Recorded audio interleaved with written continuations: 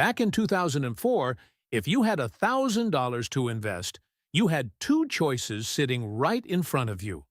One was Apple. The iPod was exploding. Steve Jobs was on every magazine cover, and everyone with a pulse knew this company was going somewhere. The other choice? A garbage company. Literally, a company that picks up trash from your curb every Tuesday morning. Waste Management. Ticker symbol WM. Now, I actually ran the numbers. I sat down and calculated what would have happened if you took that $1,000 and put it into the boring, ugly, smelly garbage stock instead of the shiny tech darling. And folks, the result is uncomfortable. Deeply uncomfortable. Because what I found out is something Wall Street has been quietly keeping to itself for 2 decades. If you stick with me through this entire video, I'm going to show you exactly how a trash hauler has beaten the S&P 500 for 20 straight years, why Bill Gates owns billions of dollars worth of this stock through his foundation, and 3 specific reasons this so-called boring company might be the single best buy-and-hold play in your portfolio right now. Let's get into it. Here's the dirty secret Wall Street doesn't want retail investors to understand. From 2004 to 2024, Waste Management delivered a total return of approximately 1,200%, including dividends. The S&P 500 over that same stretch returned roughly 550%. That means the garbage company didn't just beat the market. It more than doubled the market's performance for 20 years without a single flashy product launch, without a single celebrity CEO, without a single viral moment. And here's where it gets really uncomfortable for those of us who chase the shiny stuff. If you had put $10,000 into Waste Management in 2004 and just reinvested the dividends, you'd be sitting on roughly $130,000 today. That same $10,000 in the S&P 500 index fund? About $65,000. Half. Literally half. Now, I know what some of you are thinking. Yeah, but Apple. Apple did better. Sure, Apple did better. Apple is the greatest stock story of our generation. But here's the thing nobody talks about. To ride Apple from 2004 to today, you had to survive the 2008 crash where it dropped over 50%. You had to hold through 2012, when Steve Jobs died and everyone said the company was finished. You had to ignore the 2016 panic about iPhone sales plateauing. You had to white-knuckle through 2022 when it dropped 30% in a few months. Most people did not hold. Most people sold.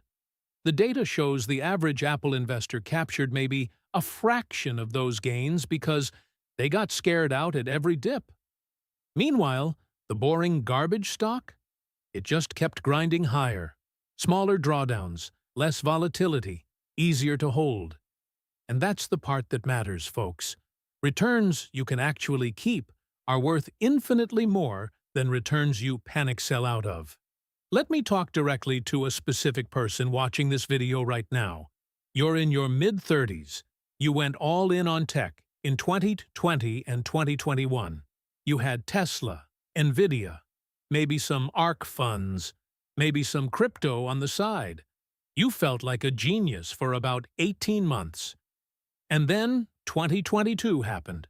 Your portfolio got cut in half. Maybe worse. And you've been sitting there ever since asking yourself the same question over and over. Why did I always chase the flashy stuff? Why didn't I own something boring? Something that just works? This video is for you. Because the answer to that question is sitting right here in plain sight.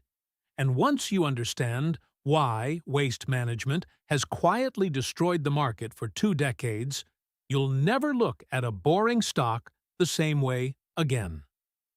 So, let's break down the 3 structural reasons this company is essentially a money-printing machine.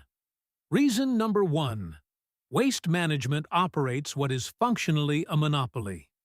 In most American cities, you do not choose your trash collector.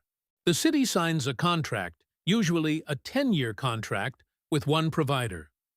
Waste Management controls the largest network of landfills in North America. 259 active landfill sites. And here's the kicker. Nobody is building new landfills. Environmental regulations make it almost impossible to get a new landfill permit, so the existing landfills become more valuable every single year. It's a finite asset that competitors literally cannot replicate. Reason number 2. Recession-proof revenue. People generate trash whether the economy is booming or collapsing. In 2008, when financial stocks were imploding and consumer discretionary names were getting destroyed, Waste Management's revenue declined by less than 4%. In 2020, during the COVID shutdown, revenue declined by less than 3%. Compare that to almost any other sector. This is the closest thing to a utility that the market offers, but it trades like a growth stock when you look at the long-term chart. Reason number 3. The dividend machine. Waste Management has raised its dividend for 21 consecutive years. The current yield is around 1.5%, which sounds modest, but the dividend has grown at roughly 7% annually for 2 decades. If you had bought shares in 2004, your yield on cost today would be over 15%. That means every year, you're earning back 15% of your original investment just in dividends, forever. And it keeps growing. Now, let's talk about where this company is going next, because this is the part most analysts are completely missing. Waste Management is quietly transforming into a renewable energy company. They are aggressively investing in what's called renewable natural gas, or RNG. Here's how it works. When trash decomposes in a landfill, it produces methane. For decades, that methane was just burned off as waste. Now, Waste Management captures that methane, processes it, and sells it as renewable natural gas to utilities and to commercial vehicle fleets. The company has committed over $2.5 billion to building out renewable energy infrastructure at their landfill sites. By 2026, they expect this segment alone to generate over $500 million in incremental annual EBITDA. That is not priced into the stock yet. According to analysis from multiple Wall Street firms, this renewable energy transition could add 30 to 40% to the company's earnings power by the end of the decade. The garbage company is becoming an energy company, and almost nobody is talking about it. There's also the Stericycle acquisition. In 2024, Waste Management closed a $7.2 billion deal to acquire Stericycle, which is the leading provider of medical waste disposal in North America. Medical waste is one of the highest margin segments in the entire waste industry.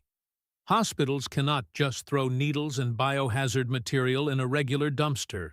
They need specialized handling, and Stericycle owns that market. This acquisition immediately expands Waste Management's addressable market by tens of billions of dollars and adds another layer of recession-proof, regulated revenue. Let's compare valuations real quick. Waste Management currently trades at about 30 times forward earnings. That sounds expensive. Nvidia trades at around 35 times. Tesla trades at over 70 times. The S&P 500 average is around 22 times. So yes, you're paying a premium for Waste Management. But you're paying that premium for guaranteed cash flows, monopolistic market position, and 21 years of consecutive dividend increases. The premium is justified because the certainty is real.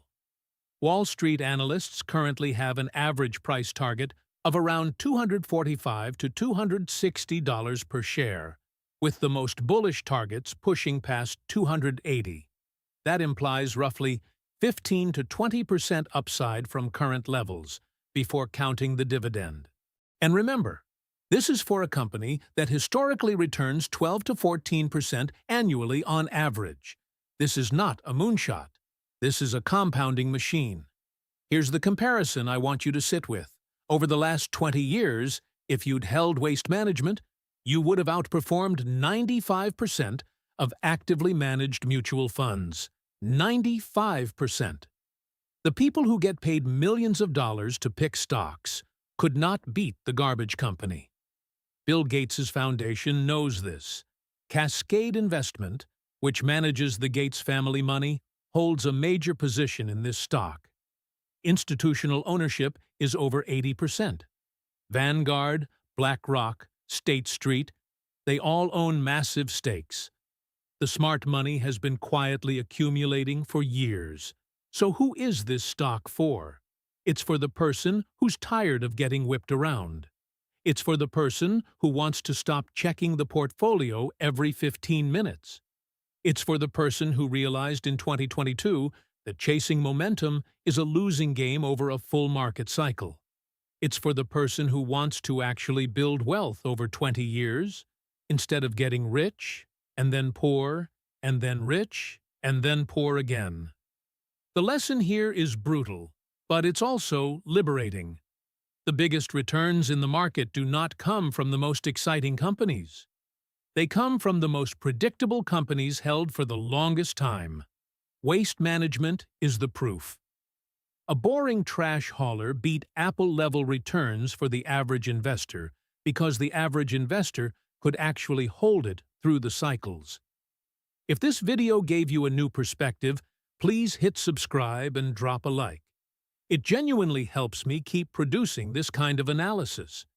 Take a serious look at waste management, do your own research, and think hard about what role boring, predictable compounders should play in your portfolio. Investing is your responsibility, but information is power. Good luck out there, and I'll see you in the next one.